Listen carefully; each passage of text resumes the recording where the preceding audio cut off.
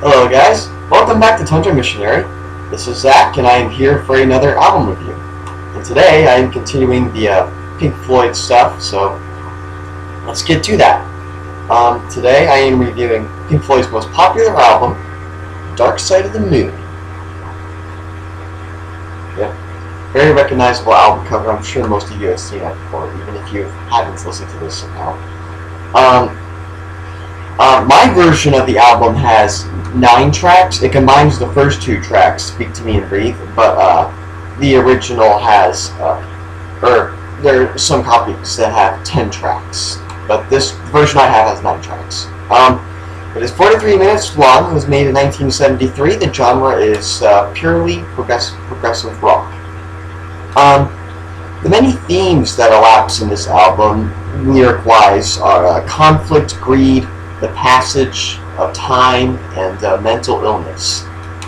Many themes that I believe were Wright's or Waters' idea. I think it was Waters' idea. And then they used a very advanced recording instruments to create this album, such as tape loops, which are loops of magnetic tape used to produce dense layers of sound and rhythmic musical patterns.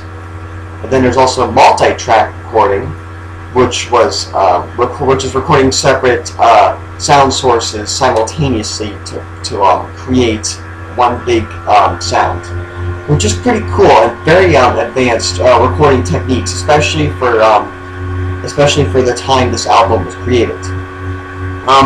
When they released it, it was an instant success, and it was at the charts for 741 weeks from 1973 to 1988. So, and there are 50 million copies sold. Some consider this to be the greatest album ever.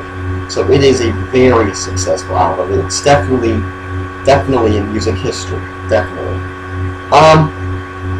Now, one interesting thing I thought, this is a more lesser known fact, but the title Dark Side of the Moon was originally used by a band called Medicine Head, which is a blues rock band in that time. So they changed the name to Eclipse, but that album that Medicine Head was doing was a commercial failure, so the band was able to return their album to the original title, Dark Side of the Moon. So let's go through the track listing. The first track is Speak to Me, Breathe, which there's one track in this album, like I mentioned before. Very good opening track, very quiet at first, builds up. I do love the verse and chorus in the song. Very great vocals from Pink Floyd. Very cool sounds. And then the second song, the experimental instrumental, On the Run. Very cool. I love listening to this song on the headphones because you can hear the sounds going back and forth. It just sounds really cool. Very cool song. The third song, Time. Another very good song. This album does use a lot of household objects to make noise, and they do that very well in this song at the beginning with all the clocks chiming in all over the place. Then once again, very good verse and chorus. At the end of the song finishes with a reprise of the first song. So, do love Time a lot. Very popular. One of the singles off this album. The fourth song, The Great Gig in the Sky. A very weird song by Pink Floyd, but Pink Floyd does do a lot of weird songs. But I do like it a lot. Basically, all it is a lady yelling the entire time, like singing and yelling. No words, just all just yelling all the time. But it's a very beautiful song, very interesting, and I kind of like it. And then the fifth song, Money. Once again, more household objects being used here. You hear like cash registers and stuff, and money, coins being dropped and stuff like that at the start of the song. Very, very clever. And this Pink Floyd album does have a lot of really good vocals from the band, and that shows very much in this song. And this song is also the other single off this album. Very good track. Just a very clever song. I really do like it, and the instrumental's not too bad either. And then we reach the sixth song, Us and Them. This would probably be my favorite song off the album.